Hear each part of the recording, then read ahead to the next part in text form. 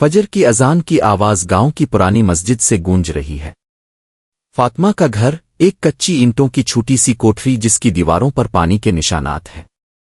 آنگن میں ایک پرانا کھجور کا درخت ہے جس کی چھاؤں میں فاطمہ کی ماں نے ایک چولہا بنا رکھا ہے۔ ماں کھانستے ہوئے چولہے کی طرف جھک کر، بیٹا، کل پھر خالد چاچا آیا تھا، ان کے پاس ایک رشتہ ہے، لیکن رک کر سانس لیتی ہے فاطمہ آٹے کو زور سے گونجتے ہوئے۔ لیکن کیا امی؟ ماں آنکھیں نیچی کر کے، لڑکے والے 5 لاکھ نقد، ایک موٹر سائیکل اور سونے کے 2 تولے مانگ رہے ہیں۔ فاطمہ ہاتھ رک کر آنکھوں میں آنسو، ہماری پوری زندگی کی جمع پونجی بھی تو 2 لاکھ نہیں ہوگی۔ فاطمہ روٹیاں پکاتے وقت اچانک چولہے سے دھواں اٹھتا ہے۔ اس کی آنکھیں جلنے لگتی ہیں، لیکن وہ چپکے سے اپنی آنکھوں کا آنسو صاف کرتی ہے کہ کہیں ماں کو دکھ نہ جائے۔ اب سورج نکل آیا ہے۔ کھجور کے درخت کے پتوں سے چھن کر آنگن میں پڑنے والی روشنی فاطمہ کے چہرے پر پڑتی ہے، جس سے اس کے آنسو چمک اٹھتے ہیں۔ بابو جی کی پرانی سائیکل کی چین چرچرا رہی ہے جب وہ گاؤں کے امیر ترین آدمی ساہوکار لالا رام دیال کے بنگلے کی طرف جا رہے ہیں۔ ان کے ماتھے پر پسینے کے قطرے ہیں جو ان کی گہری جھریوں میں سے ہوتے ہوئے گر رہے ہیں۔ بابو جی کی پرانی سائیکل کی چین چرچرا رہی ہے جب وہ گاؤں کے امیر ترین آدمی ساہوکار لالا رام دیال کے بنگلے کی طرف جا رہے ہیں۔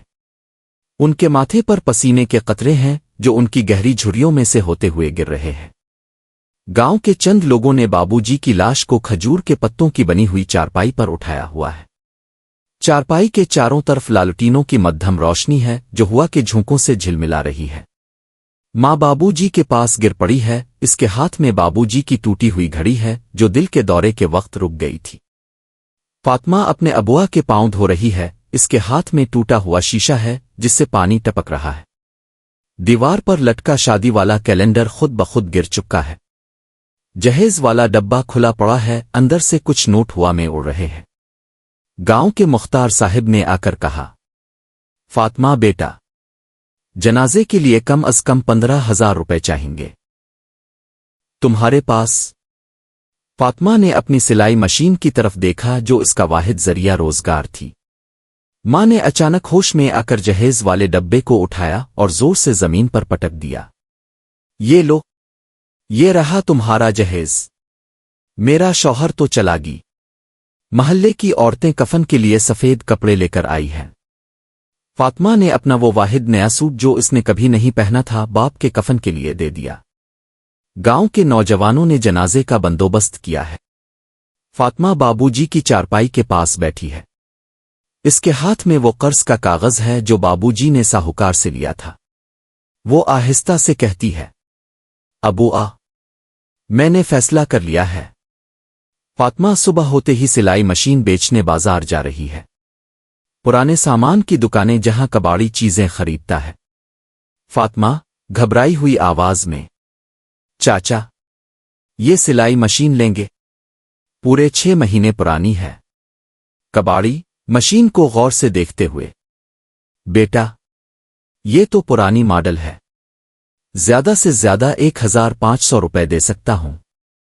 فاطمہ آنکھوں میں آنسو، لیکن چاچا، جنازے کے لیے تو 15,000 چاہیے۔ دکاندار 1، ارے یہ تو فقیر رامو کی بیٹی لگتی ہے۔ دکاندار 2، ہاں، کل ہی اس کے باپ کا انتقال ہوا تھا۔ جہیز کے چکر میں فاطمہ کا پسینے سے شرابور چہرہ، وہ ایک درخت کے نیچے بیٹھ جاتی ہے۔ اس کی نظر بازار کے کونے میں جہیز کے خلاف کیمپ کے بینر پر پڑتی ہے۔ ایک نوجوان احمد تقریر کر رہا ہے۔ احمد کی تقریر، بیٹی کی تعلیم ہی اس کا اصل جہیز ہے۔ ہم نے اپنی بہن کی شادی 1 روپیہ لیے بغیر کی ہے۔ فاطمہ کے چہرے پر امید کی کرن، وہ احمد کی طرف بڑھتی ہے۔ درخت سے بندھا ہوا ہینڈ پینٹڈ بینر، جہیز ہمارا کلچر نہیں لعنت ہے۔ کچھ نوجوان دستی پمفلٹ تقسیم کر رہے ہیں۔ زمین پر بچھے ہوئے پرانے اخبارات جن پر احمد کھڑا تقریر کر رہا ہے۔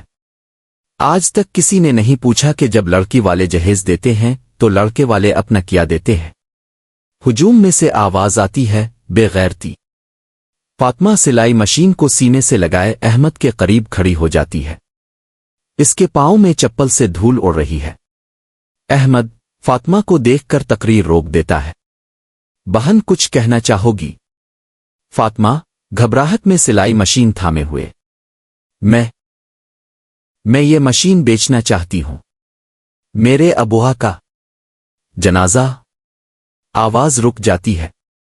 کچھ خواتین فوراً فاطمہ کے پاس آتی ہے۔ ایک خاتون اس کے شانے پر ہاتھ رکھتی ہے۔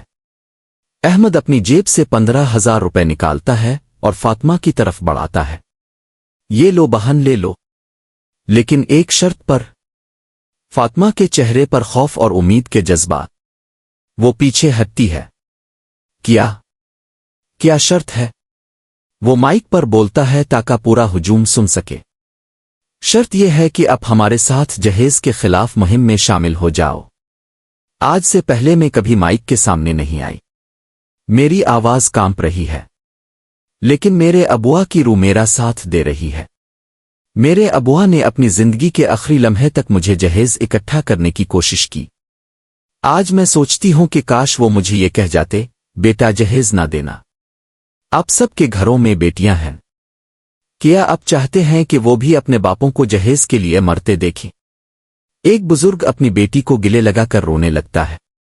نوجوان لڑکیاں فاطمہ کی طرف دوڑ کر اسے گلے لگا لیتی ہے۔ کچھ مرد اپنی جیبیں کھنگالنے لگتے ہیں، شاید جہیز واپس کرنے کا فیصلہ کرتے ہوئے۔ آج میں عہد کرتی ہوں، جب تک جینے دوں گی جہیز کے خلاف آواز اٹھاتی رہوں گی۔ اب میری زندگی کا مقصد یہی ہے۔ آج میں یہاں صرف فاطمہ نہیں، ہر اس بیٹی کی آواز بن کر آئی ہوں جس کے باپ نے جہیز کے لیے سانس لی۔ میرے ابوا نے اپنی آخری سانسیں اس ڈر سے لیں کہ کہیں میری شادی نہ ہو پائے۔ فاطمہ اچانک رونے لگتی ہے۔ اس کی آنکھوں سے گرنے والے آنسو اس کے ہاتھ میں پکڑی بابو جی کی تصویر پر گرتے ہیں۔ ہجوم میں سے کسی نے پوچھا، بہن تمہارا نام کیا ہے؟ فاطمہ جواب دیتی ہے، میرا نام ہر اس بیٹی کا نام ہے جس کے باپ نے جہیز کے لیے جان دی۔ آج میں عہد کرتی ہوں، نہ میں جہیز لوں گی نہ دوں گی، اور جو لے گا وہ میرے ابوا کا قاتل ہے۔ مسجد کے صحن میں صرف چاندنی اور ستارے بچھے ہوئے۔ دیواروں پر کوئی رنگین کپڑے نہیں، صرف سفید چادریں۔ زمین پر کھجور کے پتے بچھے ہوئے۔ قاضی صاحب پوچھتے ہیں، کیا اب جہیز لینے سے انکار کرتے ہیں؟ احمد جواب دیتا ہے، جی ہاں، میرا ایمان میرا جہیز ہے۔ فاطمہ کی آنکھوں سے آنے والے آنسو احمد کے ہاتھ پر گرتے ہیں۔ ماں فاطمہ کو گلے لگاتی ہے اور کہتی ہے، بیٹا تمہارے ابوا آج خوش ہوں گے۔ بیٹی کی خوشی ہی اصل جہیز ہے۔